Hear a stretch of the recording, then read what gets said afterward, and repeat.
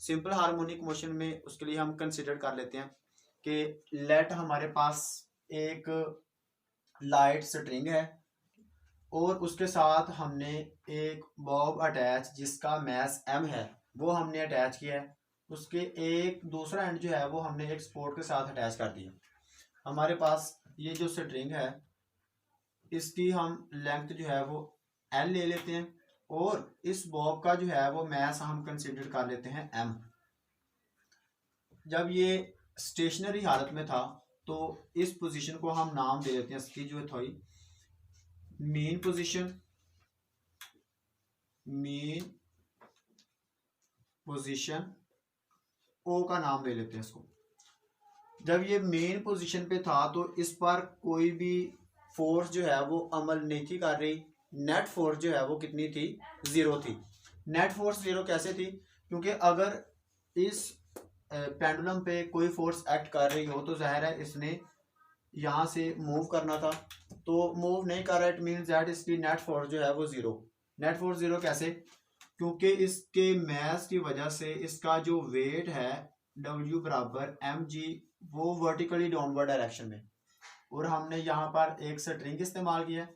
तो स्ट्रिंग में जो है वो टेंशन T की फोर्स, तो टेंशन T की फोर्स जो है वो W की फोर्स के साथ क्या हो जाएगी, cancel, because force is a vector quantity. इसकी डायरेक्शन डाउनवर्ड, इसकी डायरेक्शन अपवर्ड, तो दोनों की डायरेक्शन जो है वो ऑपोजिट होने की वजह से वो एक दूसरे के साथ क्या हो जाएंगे, कैंसिल हो जाएंगे। तो नेट फोर्स हमारी क्या होगी, 0। इसलिए यहाँ पर नेट फोर्स जो है वो 0 है। कि मिसाल के तौर पे आपके पास एक गाड़ी हो, उस गाड़ी को हमने मूव करवाने के लिए क्या किया जी, कि 10 लोग जो हैं उसको आगे की तरफ उसको खींच रहे हैं और 4 लोग जो हैं वो उसको पीछे की तरफ खींच रहे हैं। तो गाड़ी जो है वो किस तरफ मूव करेगी, ऑब्वियसली आगे की तरफ, क्योंकि यहाँ पर ज्यादा लोग इसको खींच रहे थे और यहाँ पर क्या थे, कम लोग। तो जिस तरफ फोर्स ज्यादा हो चीजें जो है हमेशा उसी तरफ ही मूव करेंगी। तो यहाँ पर नेट फोर्स एक्चुअली में क्या आएगी, आप ज्यादा में से कम को क्या कर दें, माइनस कर दें। माइनस क्यों कर रहे हैं, क्योंकि हमने कहा कि ये फोर्स है तो इसकी डायरेक्शन आगे की तरफ, इसकी डायरेक्शन पीछे की तरफ, तो दोनों की डायरेक्शन जो है वो सेम नहीं है। इसलिए जिस तरफ गाड़ी मूव करेगी वो हम पॉजिटिव लेंगे, ये वाली क्या ले लेंगे, नेगेटिव। तो नेट फोर्स हमारे पास कितनी आ जाएगी, 6 आ जाएगी। अगर तो यहाँ पर 4 लोग ही यहाँ पर इसको आगे की तरफ खींच रहे होते और 4 लोग ही इसको पीछे की तरफ खींच रहे होते, कुछ इस तरह से, तकरीब 4 न्यूटन फोर्स यहाँ पर और 4 न्यूटन की फोर्स ही यहाँ पर होती, तो गाड़ी ने ना तो आगे की तरफ मूव करना था ना ही पीछे की तरफ। हालांकि फोर्स तो लग रही है, लेकिन जितनी फोर्स आगे की तरफ लग रही है उतनी फोर्स पीछे की तरफ, तो ये वाली फोर्स जो है इस फोर्स के साथ क्या हो जाएगी, कैंसिल हो जानी थी। तो नेट फोर्स हमारी कितनी आ जानी थी, 0। सिमिलरली हमने यहाँ पे कहा कि ये जो है नेट फोर्स यहाँ पर हमारे पास 0 जब वो पोजीशन ए पर था।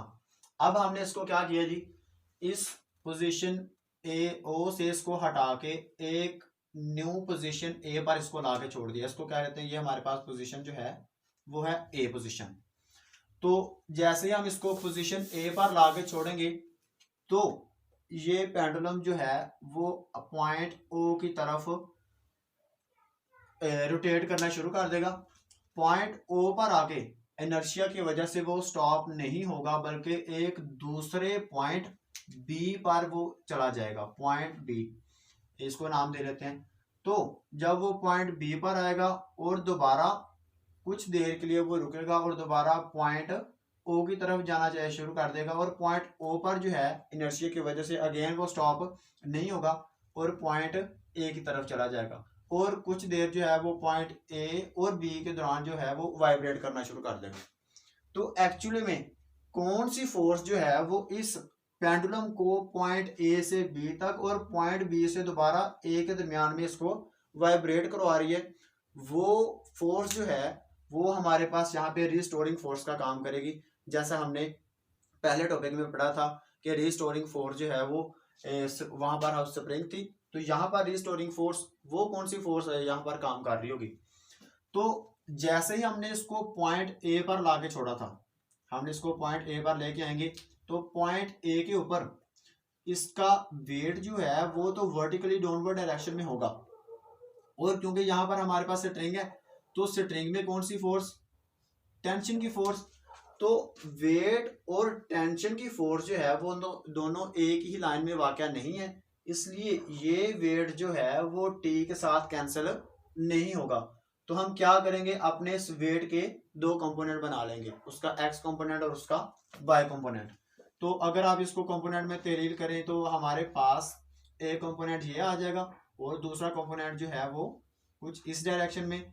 ये हमारे पास, इसको हम ले लेते हैं कि हमारे पास एक्स कंपोनेंट, और एक्स कंपोनेंट क्या होता है, वो डब्ल्यू कॉज ऑफ थीटा के साथ, या आप इसको ये लिख सकते हैं कि एम जी और कॉज ऑफ थीटा।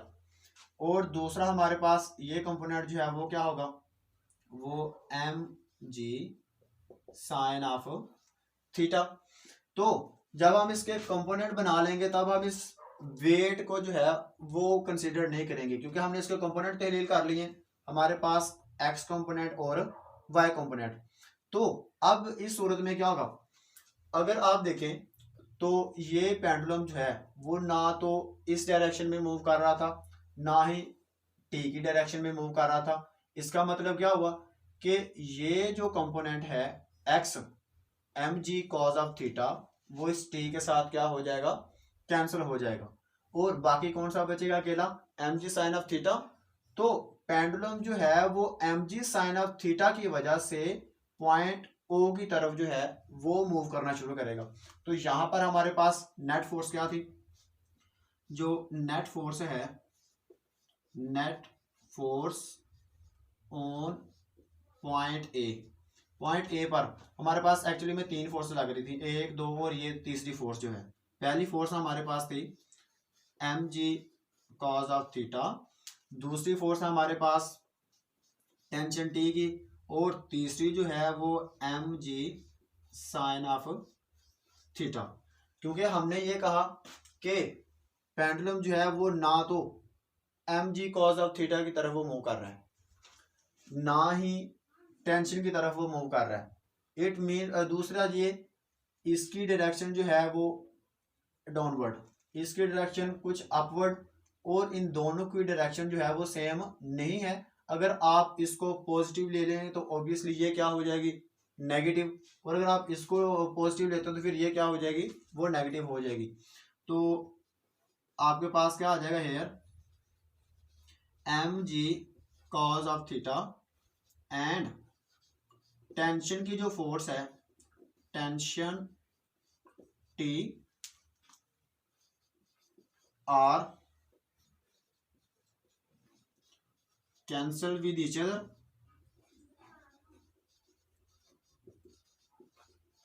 वो दोनों क्या आ जाएंगे, एक दूसरे से कैंसिल, क्योंकि उनका साइन जो है वो ऑपोजिट हो जाएगा, और दोनों की मैग्नीट्यूड जो है वो भी क्या है, सेम है। इसलिए नेट फोर्स जो है वो हमारे पास कितनी बचेगी, m g sine of theta, cos theta जो है वो टी के साथ कैंसिल, और बाकी m g sine of theta वो वाली के लिए रहेगी। तो ए पोजीशन पर m g sine of theta जो है वो इस पेंडुलम को पोजीशन ओ की तरफ जो है वो रोटेट करवाएगा। तो यहाँ पर एक्चुअली में m g sine of theta बचा, तो m g sine of theta हमारे पास जो है वो रीस्टोरिंग फोर्स का काम कर रहा है। अब जैसे जैसे बॉडी जो है पेंडुलम हमारा वो पोजीशन ए की तरफ वो हरकत कर रहा था, पोजीशन ओ पर आके उसकी स्पीड क्या होगी, मैक्सिमम होगी, और इनर्शिया की वजह से वो यहाँ पर स्टॉप नहीं होगा। एक दूसरी पोजीशन हमने कहा वो बी तक चला गया, जब वो बी पर पहुंचेगा तो अगेन यहाँ पर आगे उसका वेट जो है वो अगेन डाउनवर्ड डायरेक्शन में, और स्ट्रिंग में टेंशन टी, क्योंकि यहाँ पर भी वेट और टेंशन जो है वो एक ही लाइन में वाक़या नहीं है, इसलिए ये दोनों एक दूसरे के साथ कैंसिल नहीं होंगे। तो यहाँ पर भी सेम हम क्या करेंगे, हमारा W जो है उसके हम दो कंपोनेंट बना लेंगे, ये इसका x component m g cos of theta, और ये वाला इसका y component m g sine of theta. तो अगेन यहाँ पे m g cos of theta x component जो है वो वेट का, वो टेंशन टी के साथ क्या हो जाएगा, कैंसिल हो जाएगा, क्योंकि इसकी डायरेक्शन डाउनवर्ड और इसकी डायरेक्शन अपवर्ड, तो डायरेक्शन चेंज होने की वजह से दोनों फोर्सेस है तो वो एक दूसरे के साथ कैंसिल, बाकी क्या बचेगा again m g sine of theta. तो पोजीशन बी पर भी m g sine of theta की वजह से अगेन जो है ये पेंडुलम वो पोजीशन ओ की तरफ जो है वो मूव करना शुरू कर देगा। तो इस तरह हमारा पेंडुलम जो है वो पोजीशन ए और ओ के दरमियान वो वाइब्रेट करना शुरू कर देगा। एक्चुअली में हो क्या रहा था यहाँ पे, जब हमारा हमारा पेंडुलम जो है वो ए पर होगा तो ए पर वो जब ओ की तरफ मूव कर रहा था तो उसकी स्पीड ऐसा ऐसा क्या हो रही है, इंक्रीज हो रही है। पॉइंट ओ पर आके उसकी स्पीड सबसे ज्यादा, और जैसे ही वो पॉइंट ओ को क्रॉस करके बी की तरफ जाना शुरू करेगा उसकी स्पीड जो है वो ऐसा ऐसा क्या होती जाएगी, कम होती जाएगी। डिस्प्लेसमेंट क्या होता जाएगा, इंक्रीज। डिस्प्लेसमेंट इंक्रीज हो रहा है जी और स्पीड उसकी क्या हो रही है, कम हो रही है। स्पीड कम हो रही है, इट मींस दैट एक्सेलरेशन क्या आ गया, नेगेटिव। जैसे ही वो बी पर पहुंचा, बी पर आके कुछ देर के लिए, एक लम्हे के लिए वो स्टॉप होगा और दोबारा पीछे की तरफ पोजीशन ओ की तरफ जो है वो मूव करना शुरू कर देगा। अब जैसे जैसे जो है वो पोजीशन ओ की तरफ वो मूव कर रहा था उसकी स्पीड जो है वो आहिस्ता आहिस्ता क्या हो रही थी, इंक्रीज हो रही थी। डिस्प्लेसमेंट क्या हो रहा था, कम हो रहा था। तो उसकी स्पीड इंक्रीज हो रही है, डिस्प्लेसमेंट कम हो रहा है, तो अगेन इट मीन्स दैट एक दूसरे की डायरेक्शन क्या हो जाएगी, चेंज। एक्सेलरेशन इंक्रीज हो रहा है, डिस्प्लेसमेंट आहिस्ता आहिस्ता कम हो रहा है। तो इसलिए यहां पर हमारे पास अगेन ये वाली चीज एक्सेलरेशन जो है वो डिस्प्लेसमेंट के क्या होगा, डायरेक्टली। और एक्सेलरेशन हमारा होगा भी किस तरफ हो, मीन पोजीशन की तरफ, क्योंकि मीन पोजीशन पर आके हमारी वेलोसिटी जो है वो मैक्सिमम और हमारा एक्सेलरेशन जीरो, और एक्सट्रीम पोजीशन ए और बी पर हमारी वेलोसिटी जीरो और हमारा एक्सेलरेशन जो है वो मैक्सिमम होता है। इसलिए सिंपल पेंडुलम की जो मोशन होती है वो भी सिंपल हार्मोनिक मोशन की एक एग्जांपल है, क्योंकि यहाँ पर भी हमारा एक्सेलरेशन वो मीन पोजीशन की तरफ ही, और इसके एक्सट्रीम पॉइंट पे हमारी वेलोसिटी जीरो, एक्सेलरेशन मैक्सिमम, और मेन पोजीशन पे हमारी वेलोसिटी मैक्सिमम और हमारा एक्सेलरेशन जो है वो जीरो, और दोनों होंगे भी एक दूसरे के ऑपोजिट और होंगे भी एक दूसरे के डायरेक्टली प्रोपोर्शनल। हम कैसे निकालते हैं, टाइम पीरियड जो है वो निकालने के लिए फार्मूला हम यूज करते हैं, t is equal to 2 pi square root of l over g. अब शॉर्ट क्वेश्चन जो है वो एक इम्पोर्टेंट शॉर्ट क्वेश्चन वो इस तरह से आता है कि सिंपल पेंडुलम का जो टाइम पीरियड है क्या वो मैस पर डिपेंडेंट होता है या नहीं। तो अगर आप यहाँ पर फार्मूले में देखें हमारा टी जो है वो किस किस चीज पे डिपेंड कर रहा है, नंबर एक तो एल पे जो हमने स्ट्रिंग लिया था उसकी लेंथ पे, और दूसरा ग्रेविटेशनल एक्सेलरेशन। ग्रेविटेशनल एक्सेलरेशन जो है वो चेंज करने से हमारा टाइम पीरियड जो है वो चेंज हो सकता है। और एल जो है हम हमारे स्ट्रिंग की ये जो लेंथ थी, इस लेंथ को इंक्रीज या डिक्रीज करने से फिर भी हमारा टाइम पीरियड जो है वो इंक्रीज या डिक्रीज हो सकता है, क्योंकि हमारा टाइम पीरियड जो है यहाँ पर लेंथ के डायरेक्टली है। इसलिए लेंथ इंक्रीज करने से टाइम पीरियड क्या हो जाएगा, इंक्रीज, और लेंथ डिक्रीज करने से टाइम पीरियड डिक्रीज हो जाएगा। और जी के जो है वो क्या है, इनवर्सली जी जमीन के ऊपर, क्योंकि जी की वैल्यू जो है वो सबसे ज्यादा होती है तो टाइम पीरियड क्या आएगा, वो कम आएगा। जैसे जैसे हम ऊपर चलते जाएंगे जी की वैल्यू ऐसा ऐसा क्या होती जाएगी, कम होती जाएगी। तो इसलिए टी की जो है टाइम पीरियड वो क्या होता जाएगा, ज्यादा होता जाएगा, क्योंकि ये दोनों एक दूसरे के क्या हैं, इनवर्सली।